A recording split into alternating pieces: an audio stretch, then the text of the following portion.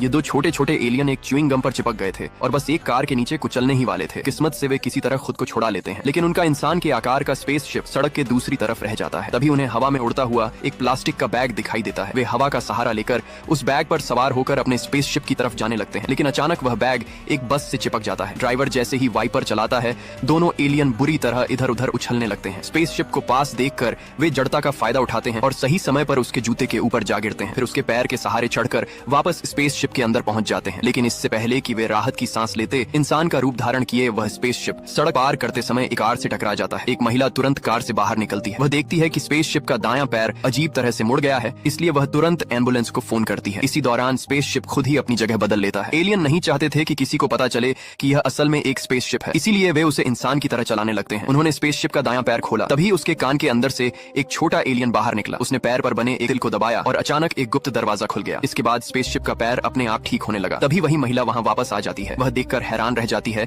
कि स्पेसशिप का पैर पूरी तरह ठीक हो चुका है। एलियन घबरा जाते हैं। वे तुरंत स्पेसशिप को ऐसे दिखाने लगते हैं जैसे उसे खुजली हो रही हो। फिर वे उसे दोबारा सामान्य इंसान की तरह चलाने लगते हैं। अच्छी बात यह होती है कि महिला को कुछ भी अजीब नहीं लगता। वह स्पेसशिप को अपने घर आने का न्योता देती है। घर पहुंचकर महिला उसे पानी देती है। शक न हो, इसलिए स्पेसशिप को पानी पीना पड़ता है। लेकिन समस्या ये होती है कि पूरा पानी स्पेसशिप के अंदर भर जाता है। अंदर मौजूद छोटे एलियन तैरना नहीं जानते थे और लगभग डूबने वाले होते हैं। इसके बाद महिला खाना बनाने लगती है और स्पेसशिप से टोमेटो सॉस देने को कहती है, लेकिन एलियन समझते हैं कि उसे भी पीना है, इसलिए स्पेसशिप पूरी बोतल टोमेटो सॉस की निगल जाता है। महिला यह देखकर हैरान रह जाती है। उस रात महिला स्पेसशिप को एक खाने की प्रतियोगिता में ले जाती है। सिर्फ 1 मिनट के अंदर स्पेसशिप हजारों हड्डियां निगल जाता है और आसानी से प्रतियोगिता जीत जाता है। महिला एक बार फिर उसे देखकर दंग रह जाती है। स्पेसशिप अपना जीता हुआ इनाम उसे दे देता है। महिला के चेहरे पर मुस्कान देखकर उसके अंदर एक अजीब सी भावना पैदा होती है, जैसे उसका दिल भी इंसानों की तरह धड़कने लगा हो। उसके और करीब रहने के लिए स्पेसशिप उस महिला के बेटे की क्लास का शिक्षक बन जाता है। एक दिन लड़का अपना मनोरंजन करना चाहता है तो स्पेसशिप अपनी नाक को ही पेंसिल शार्पनर की तरह इस्तेमाल कर लेता है। कुछ ही सेकंड में वह पेंसिल को बेहद तेज कर देता है। सभी बच्चे यह देखकर दंग रह जाते हैं। ऐसा लगता था कि वह हमेशा अपनी इंसानी पहचान छिपाकर रख सकता है। लेकिन एक दिन कुछ लुटेरे स्कूल में घुस आते हैं। बच्चों की रक्षा करने के लिए स्पेसशिप एक लुटेरे को उठाकर जंगल में फेंक देता है। दूसरा लुटेरा बंदूक तानकर उसे निशाना बनाता है, लेकिन स्पेसशिप बंदूक की नली को हाथ से दबाकर झपटा कर देता है और उसे रबड़ की तरह मरोड़ देता है। ये देखकर लुटेरे डर के मारे वहां से भाग जाते हैं। महिला का बेटा इस स्पेसशिप को अपना हीरो मानने लगता है। वहीं महिला के मन में भी उसके लिए प्यार पैदा होने लगा है। लेकिन स्पेसशिप के धरती पर आने का असली मकसद कुछ और था। उसे समुद्र का पानी चुराना था। स्पेसशिप के अंदर मौजूद छोटे एलियन नहीं चाहते थे कि उसमें इंसानों जैसी भावनाएं पैदा हों, इसलिए उन्होंने तुरंत अपनी योजना शुरू कर दी। उन्होंने एक खास उपकरण सक्रिय किया, एक ऐसी गेंद जो समुद्र का पानी सोख सकती थी। लेकिन स्पेसशिप ने आदेश मानने से इनकार कर दिया। उसका कप्तान जबरदस्ती नियंत्रण अपने हाथ में लेने की कोशिश करता है। दोनों के बीच हाथापाई शुरू हो जाती है और आसपास के लोगों का ध्यान उनकी तरफ जाने लगता है। आखिरकार स्पेसशिप पीछे की तरफ